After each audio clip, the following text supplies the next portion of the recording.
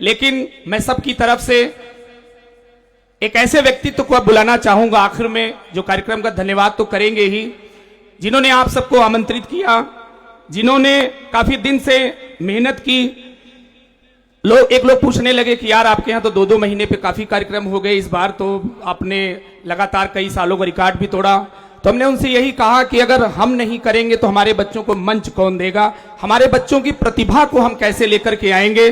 तो संस्थापक यमुना सर का केवल एक ही उद्देश्य था इन कार्यक्रमों के जरिए कि बच्चों की प्रतिभा को मंच मिलता रहे। अगर हम भी नहीं देंगे तो ऐसे निर्धन घर से आते हुए बच्चों को मंच कौन देगा, या उनका पालन पोषण कौन करेगा।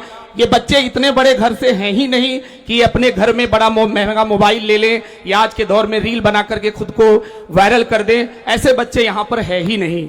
इतने निर्धन से निर्धन बच्चे हैं कि कई बच्चों की शिकायतें आती कि आज हमारे पास फीस नहीं है, हम नहीं जमा करते। किसी ऐसे बच्चे को कभी आज तक लौटाया ही नहीं गया, और आज भी अनगिनत बच्चे यहाँ ऐसे पढ़ते हैं जिनके घरों से कोई एक फीस भी नहीं आती। अभी पिछले दिनों एक घटना भी हुई, एक माता पिता आकर के यहाँ रोने लगे, उनका एक्सीडेंट हो गया, उनकी कई महीने से फीस भी नहीं जमा थी। तो वो सर के पास आकर के रोने लगे, कहने लगे कि सर अब हम अपने बच्चे को निकालना चाहते हैं, हम आपकी फीस ना पिछली दे सकते हैं और ना आगे दे पाएंगे, क्योंकि मेरा एक्सीडेंट हो गया, मेरे दोनों पैर विकलांग हो गए हैं। लेकिन और ये हकीकत कथा कोई नहीं, हकीकत बात है। तो माननीय सर ने कहा कि कोई बात नहीं, आपके दोनों पैर नहीं है, लेकिन आपके इस भाई के जब तक दोनों हाथ पैर रहेंगे, आपके बच्चे को कभी पढ़ने से कोई वंचित नहीं कर पाएगा। तो ऐसे सर हमेशा अनगिन बच्चों की राह पकड़ाने के लिए लगते रहते हैं। जब कभी अकेले रहे, किसी ने कोई साथ नहीं दिया, तो एक बात मुझे याद आई कि जलती अग्नि में जल के आए हम। यमुना प्रसाद यादव जी पर यह बात सटीक बैठती है कि जलती अग्नि में जल के आए हम, मेहनतों में ही पल के आए हम, और तुमने चलने को लाठियां मांगी पर अपने पैरों पे चल के आए हम। तो अपने पैरों पे चल करके एक जो मिसाल, एक जो उद्देश्य लोगों के बीच में स्थापित किया है, चाहे वो आप विद्यालय में चारों तरफ देखें कि बिजली रहे ना रहे, 30-40 किलोवाट से अधिक का बड़े सोलर पैनल, या कि बच्चों के लिए तकनीकी एजुकेशन के लिए 11 से अधिक स्मार्ट बोर्ड। और मैं आपको ये बात बता दूं, पूरे जनपद में कोई भी ऐसा विद्यालय नहीं है कि जहां पर 11 से अधिक स्मार्ट बोर्ड के साथ बच्चे पढ़ाई कर रहे हो, लेकिन एकमात्र विद्यालय यमुना प्रसाद यादव उच्चतर माध्यमिक विद्यालय है जो बच्चों को तकनीकी एजुकेशन के साथ जोड़ रहा है, या वो योगा एजुकेशन हो। और एक बात और आपको बताऊं, अभी पिछले दिनों आपने एक न्यूज पढ़ी होगी, जिले के बेसिक शिक्षा अधिकारी हो या तहसील स्तर के अधिकारी हो या कि प्रदेश स्तर के अधिकारी हो, उन्होंने अखबार में एक सूचना निकाली थी कि प्रत्येक विद्यालय में अखबार बच्चों के लिए पढ़ने के लिए होना चाहिए। जिस दिन ये सूचना निकली उसके लगभग कई साल पहले से आपके विद्यालय में बच्चों के लिए 50 से अधिक न्यूज़पेपर प्रतिदिन आते हैं और बच्चे देश विदेश, खेल, अंतर्राष्ट्रीय खबरों से परिचित होते हैं।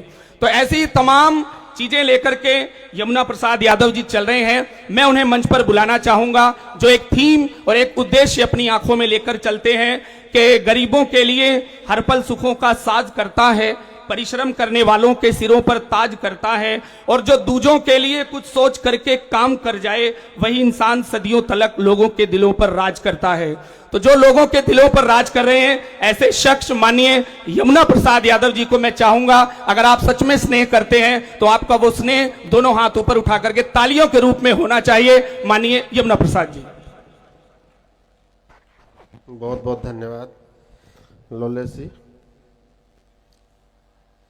आज के इस कार्यक्रम में हमारे बीच में ऐसे दो शख्सियत हैं जिनसे मैं पहली बार मिला तो उनसे बहुत प्रभावित रहा। आदरणीय कुमार मनोज जी, और अभी 6 नवंबर को मैं परम आदरणीय डॉक्टर प्रियंका सोनकर जी, जो कि आप बीएचयू में हिंदी विभाग की एसोसिएट प्रोफेसर हैं, आपसे मिलकर इतना अच्छा लगा। आपकी आत्मीयता, आपकी संवेदना, आपका लगाव देख करके मुझे बेहद खुशी हुई। और आपके मुखारबिंदु से जिन बातों को हमने सुना, आपका बच्चों के साथ जो जुड़ाव मैंने देखा, महिलाओं के साथ जो आपकी संवेदना देखी, तो उससे मैं बहुत प्रभावित रहा। इसीलिए मैंने डॉक्टर मैडम को दोबारा मैंने कहा कि मैम आप आइए, क्योंकि मुझे संकोच हो रहा था कि आप अमेरिका में थी, इसलिए मैंने पहले आपको आमंत्रित नहीं कर पाया। लेकिन जैसे ही मैंने आपको आमंत्रित किया, मैंने निवेदन किया, आपने मेरा निवेदन स्वीकार किया, इसके लिए बहुत बहुत आभार और धन्यवाद। हमारे सबसे घनिष्ठ आत्मीय, हमारे मित्र और अंतर्राष्ट्रीय स्तर पर अपनी पहचान रखने वाले और भारत के कोने कोने तक आपकी बात सुनने वाले हजारों नहीं बल्कि लाखों श्रोता हैं, आपके दर्शक हैं। आपकी एक बहुत लंबी फहरिस्त है और मैं आपसे जब भी मिलता हूं, आपकी एनर्जी देख करके, आपके विचारों को सुन करके बहुत प्रभावित होता हूं और इसी वजह से मैं अक्सर आपसे मिलने इटावा आ जाता हूं। और क्योंकि आपसे जब मिलता हूं तो मेरी ऊर्जा जो है दुगनी हो जाती है, आपके विचारों से बहुत प्रभावित रहता हूं। और यहाँ पर पधारे हुए हमारे जो तमाम बहुत सारे हमारे इष्ट मित्र और हमारे अभिभावक, बहुत सारे संभ्रांत व्यक्ति हैं, संभ्रांत जन हैं, और हमारे बीच में आदरणीय 2 मैडम और हैं, बीच में बैठी हैं। मैं पहली बार मिला तो बहुत प्रभावित रहा आपसे, आपका लगाव देख करके विद्यालय के बच्चों के साथ। आप कमला नेहरू बालिका इंटर कॉलेज की प्रिंसिपल हैं मैडम, और वहाँ की एक मैडम और हैं। मैं बहुत अच्छा लगा मुझे, पिछले कार्यक्रम में आप नहीं आई थी तो मैं बल्कि पूछ भी रहा था कि पांडे जी से कि आप गए ही नहीं थे, लगता है मैडम को आपने आमंत्रित नहीं किया। लेकिन बहुत बहुत आपको धन्यवाद। ये इस कार्यक्रम की जो थीम हमने रखी उसका सशक्तिकरण के नाम से मैंने इस थीम को रखा कि हमारे विद्यालय के बच्चे पढ़ने में बहुत अच्छे हैं, उनके पास अच्छी प्रतिभा भी है, लेकिन कुछ मामलों में मैं एक बात के लिए बहुत दुखी होता हूं कि हमारे अभिभावक कुछ मामलों में थोड़ा सा जो उनकी जिम्मेदारियां हैं उसमें शायद कि कहीं कमज़ोर पड़ जाते हैं। बीच बीच में कुछ ऐसे बच्चे भी मिलते हैं जिनको देख करके मन में मेरी बहुत पीड़ा होती है। जब मैं उनका टिफ़िन देखता हूँ, जब मैं कभी कभी मुझे मौका मिलता है उनका टिफ़िन देखने का, सुबह आता हूँ और मुझे कोई बच्चा मिलता है तो मैं 2 काम करता हूँ, उससे मिलता हूँ, उससे बातचीत करता हूँ और उसका टिफ़िन चेक करता हूँ। और उस टिफ़िन में जब मैं देखता हूँ कि 2 रोटियाँ हैं, 1 रोटियाँ हैं, 1 रोटी है या आलू की केवल सब्जी है, तो मन बहुत व्यथित होता है कि यदि बच्चा सशक्त ही नहीं होगा, शारीरिक रूप से सशक्त नहीं होगा, तो उसका मानसिक विकास कौन कर पाएगा? कैसे वो एक सशक्त व्यक्ति बनेगा? इस थीम को लेकर के मैंने सोचा कि हमारे अभिभावक, इस क्षेत्र के बहुत सारे हमारे शुभचिंतक इस कार्यक्रम में हिस्सा लेंगे और हमें अपनी बात रखने का मौका मिलेगा। हमारे बीच में जो मेहमान आएंगे हमारे, उनके माध्यम से ये बातें बहुत प्रभावशाली होंगी और हमारे बच्चों का प्रदर्शन देखेंगे, उनकी प्रतिभाओं को देखेंगे, उनकी मेहनत को देखेंगे, तो हो सकता है कि हमारे अभिभावक भी इस बात को समझें कि उनके बच्चों के पास अपार क्षमताएं हैं। इस विद्यालय के पास नेक और अच्छे कर्मठ अध्यापक हैं और एक सशक्त टीम के साथ ये विद्यालय काम कर रहा है, जिसमें लौलेश यदुवंशी जी से लेकर के प्रदीप गुप्ता जी, अनुज जी और एक 50 लोगों की टीम है जो पूरे समर्पण के साथ, पूरी ईमानदारी के साथ बच्चों को तराशने का काम कर रही है।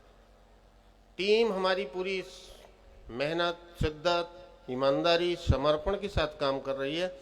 यह विद्यालय शिक्षा के लिए पूरी तरह से समर्पित है। जब मैंने विद्यालय खोला था तब भी मेरे मन में यही भाव था।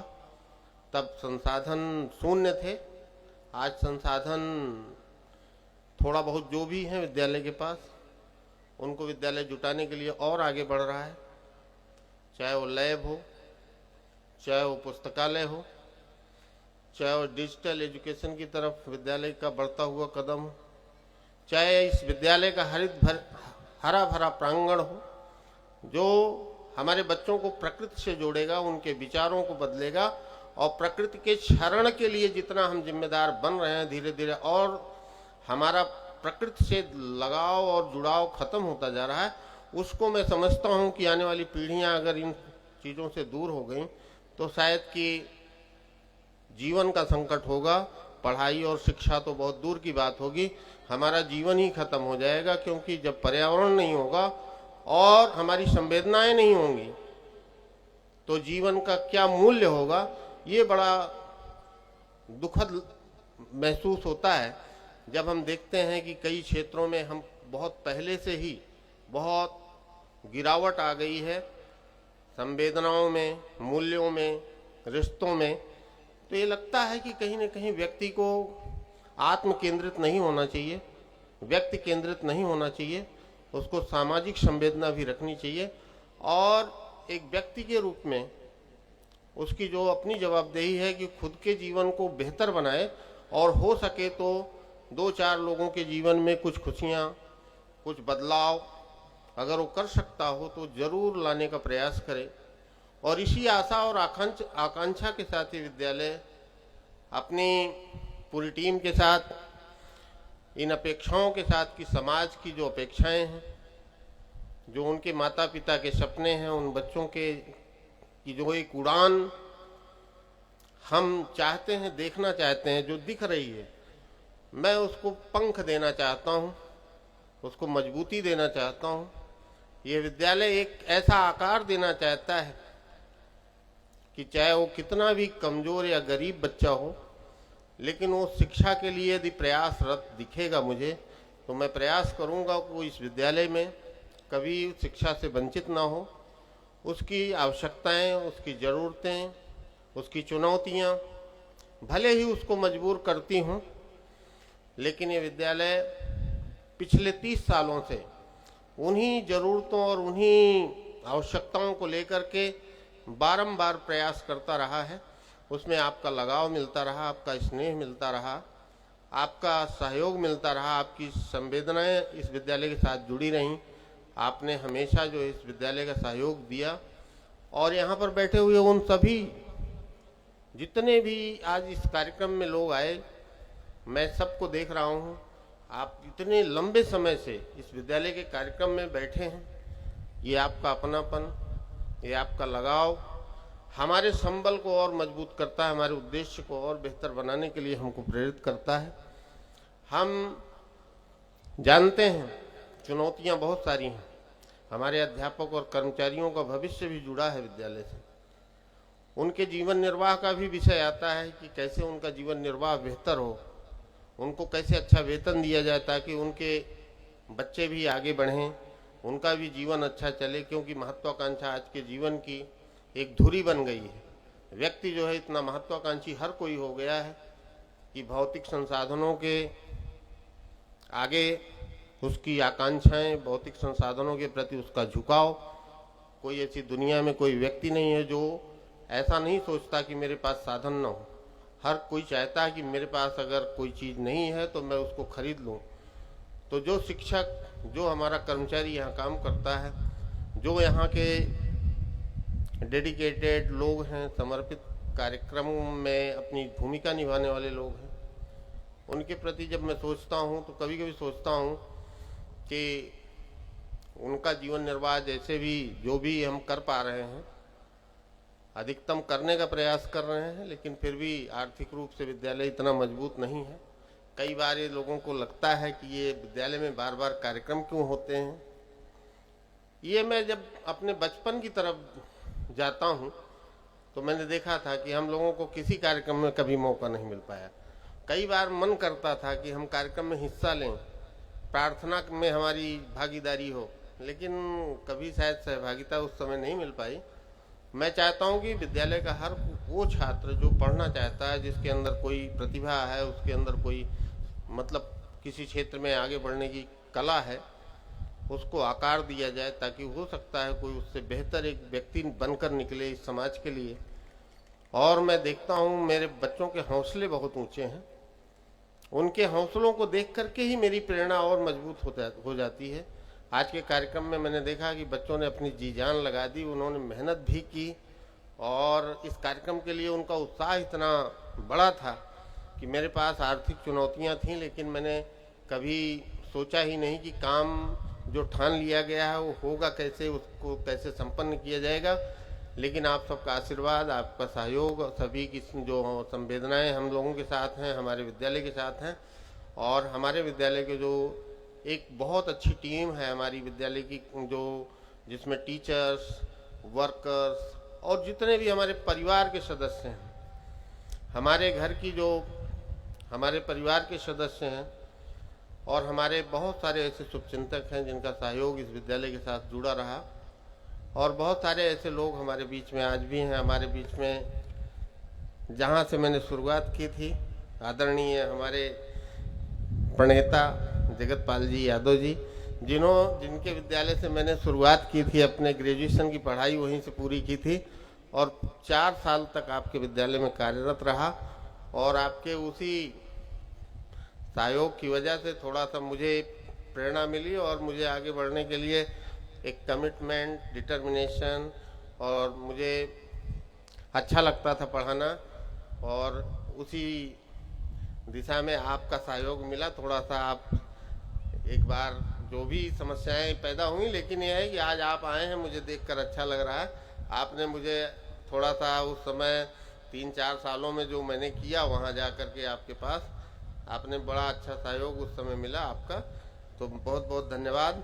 यहाँ पर सभी आए हुए जितने भी हमारे इष्ट मित्र, जितने भी हमारे अभिभावक हैं, माताएं हैं और सभी आगंतुक जितने भी यहाँ इस प्रांगण में अभी भी उपस्थित हैं, मैं सभी का आभार व्यक्त करता हूँ। अपने तीनों अतिथियों का आशीष जी आए हैं इटावा से, और बहुत सारे हमारे शुभचिंतक हैं जो इतनी देर तक आपने इस कार्यक्रम में अपनी सहभागिता दी। इसी प्रकार का आशीर्वाद मैं चाहता हूँ, सबका सहयोग चाहता हूँ। बहुत बहुत धन्यवाद।